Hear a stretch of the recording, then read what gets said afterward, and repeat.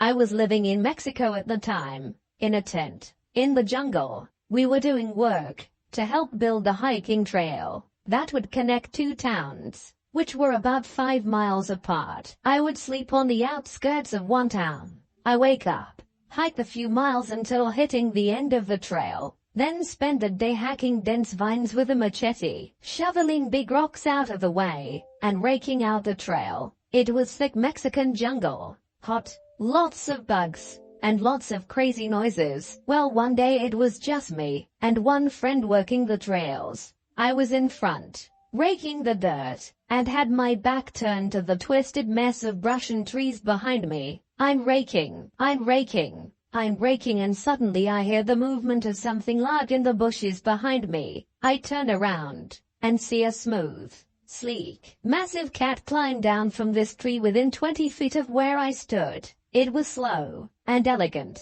I saw its whole body stretch out, with its front 2 paws on the ground and its backside stretching up to the branch it had previously been watching me from. It was pure black, beautiful creature, really, but petrified me. Armed with nothing more than a plastic rake, I held it up and slowly started taking a few steps back, but it didn't seem to have any interest in me. It didn't even look at me. It just retreated into the bushes and became invisible within a matter of seconds. So my friend and I are obviously very shaken up and don't want to continue the day's work. We hike back to town, find a restaurant, and we sit down and order a beer.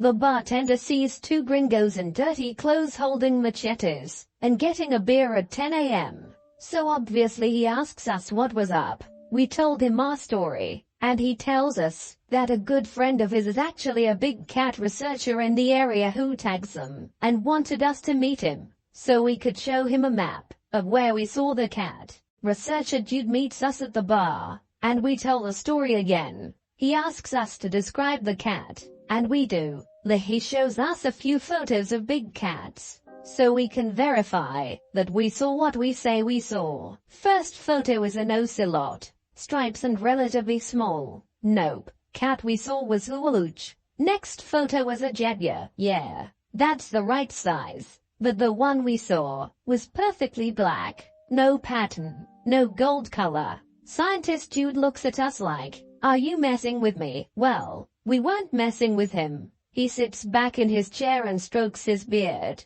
then says, well, there have been rumors, and I don't know if they are true, but apparently there have been a few sightings of a big black cat, like you've described. Now, black jaguars are not native to this area, so it's not likely, but the rumor is that some cartel guys brought a black panther from Africa. Something happened and they had to release it, so they let it go in the jungle. That may be what you had seen, and that is the time that I encountered an African black panther with an apparent coke habit deep in the jungles of Mexico. I was hiking with my father last summer on the Colorado Trail. We heard noises and saw large tracks we assumed were moose. Naturally, we were on high alert, since moose are terrifying. We swore through the clearing there was a moose making noises, and when we were taking a look at it, we noticed it was not a moose, but a cow, and we later saw a whole herd of cows. That was weird, just walking in the forest and seeing a ton of cows. Lol. My siblings and I were wandering around the forest behind our neighborhood and we came across an old refrigerator in the middle of nowhere. It had metal chains wrapped around it, and a big padlock keeping it shut. We were pretty spooked by it, so we went home and told our dad about it. He came back with us to take a look for himself, and he agreed how creepy it was. The next day he notifies the police, and he takes them to it, but when they return, Dad says that the fridge was gone. They could clearly make out tracks dragging it back to the road using a hand truck, and the cops suspected that it could have been something to do with the gangs and drug trafficking in the area. We were honestly really glad that we never got to see inside of that fridge. But what really creeped us out was that there was a high chance that whoever moved the fridge saw us nosing about it and then got rid of it. When we left, we quickly decided it would be for the best if we stopped exploring our local gang and drug-infested forest. Coming down a mountain trail at dusk, I realize I may have lingered at the summit a bit too long. By my estimation, I have perhaps a bit less than an hour to the trailhead. I'm alone, but know the trail well, and have a headlamp on me. Just as dusk fades into a moonless, pitch-black night, I'm rounding a corner and freeze instinctively. My shine is reflecting back at me from the darkness. About 30 yards away, the vague outline of a large solitary black bear emerges from the forest and steps onto the trail. Facing me, it stares at me, and I stare back. Black bears live in this area. I've known this, and seen them twice before during the day on previous trips. Nothing like being face to face with one at night though. I raise my hands above my head, making myself as big as possible. I scream long and loud, as guttural and fierce a mam's scream I can muster. The bear pauses, and chuffs at me, briefly looking behind it at the forest it came from.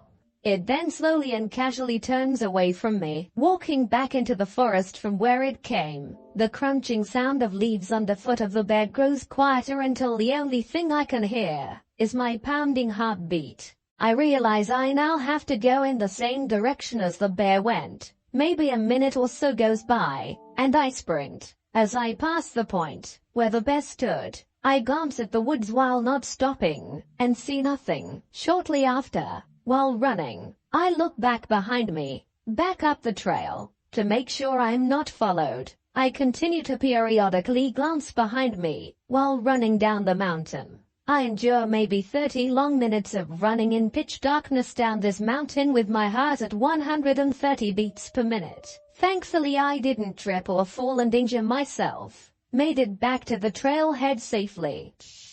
My wife and I were hiking on one of our usual routes, when we heard a noise I'd never heard before. In the moment, it sounded like a parrot to me. I legit asked if there was a parrot in the trees. The noise keeps happening and eventually we see a younger deer emerge next to the trail. Turns out deer make an alarm sound when they get spooked. This little dude followed us for a good 5 minutes making this noise. We also camped at this park one time, and heard assumed blood-curdling screams at about 3 a.m. It was likely coyotes, but at 3 a.m., and in the dark your mind goes to some scary places. I have dogs that are a tad impolite, so I try to find rarely used trails or just make my own trails. One day I way deep out in the woods just wandering, and my dogs started acting very strangely. They were sniffing the air, and looking around in every direction. I stopped beneath a big tree, and waited for a little bit, but I couldn't hear or see anything, for some reason. I glanced up in the tree and my stomach dropped into my shoes. There was some dirty-looking guy with a gun just sitting there up in the tree. I tried my best to stay composed, and mustered up a smile and said, "Hey, how's it going?" The dude just stared at me, and didn't say anything. I casually turned around, and walked back the way I came without looking back at him. In all likelihood it was probably just a poacher who wasn't thrilled that I had seen him hunting out of season. But it was unsettling nonetheless. I'm from a rural southern US area, and I got lost in the woods in the middle of July before the age of cell phones. I tried navigating a creek that I thought would get me back, while seeing snakes visibly enter in the water from the creek bank, and at one point the banks became too high to climb back up without going back, and the water became pretty deep, almost chest level. I finally came out to a clear spot and a trail that led to a camper. As I was looking at it, a middle-aged man burst out of the camper yelling and pointing a shotgun at me, asking if I was law enforcement. I was a 19-year-old kid, soaking wet and bleeding in 1,000 places from briars where I just started running, because I'd been lost for hours before I even found the creek. But anyway, I forgot about all that when he pointed that shotgun at me. I convinced him I wasn't ATF or whatever, and he walked me to a dirt road that connected to the main road. Turns out he had whiskey stills, and he thought I was there because of that. Or maybe he was making meth. IDK, but I fully believe he intended to kill me for a good minute or so. In Scotland there are these free-to-use shelters in the mountains and glens called bothers. They're usually old farmsteads that had been left abandoned during the Highland clearances, or simply by people moving to the cities in the 1800s and early 1900s. They're very basic. Wooden benches to sleep on, maybe a toilet if you're lucky, and usually an open fire if you carry in your fuel. As you can imagine, they're pretty creepy places. I was staying in one called Invermelly Bothy near Fort William. We were sleeping upstairs when we were woken up at about 2 a.m. with the front door downstairs opening loudly, clear footsteps coming in, and walking on the old hardwood floor and the chairs being moved. Me and the two guys I was with were all woken by this. We even heard someone cough a few times. I shouted out, "Hello, are you okay?" thinking maybe someone was hurt as it was 2 a.m. and cold outside, and we were, but there was no response. Instead it was just quiet. We all went downstairs and nobody was there. The chairs had moved from where they were originally. Our wet jackets were hanging over them to dry by the fire. Didn't hear anyone leave. The door was closed. Couldn't see any head torches outside in the dark. We were really scared. Now none of believe in ghosts, but all three of us heard it, and were woken by it. We heard the door, the footsteps, the chairs moving, and the coughing. Tried to tell ourselves that maybe it was a deer had got in, and then left, but the door was shut back over properly. No idea, but the building was built in 1776. The family that lived there probably had a hard life and they were forcibly evicted during the Highland clearances, and the rest of the settlements around this surviving building were burnt down. So it's not had a great history. Still gives me the creeps.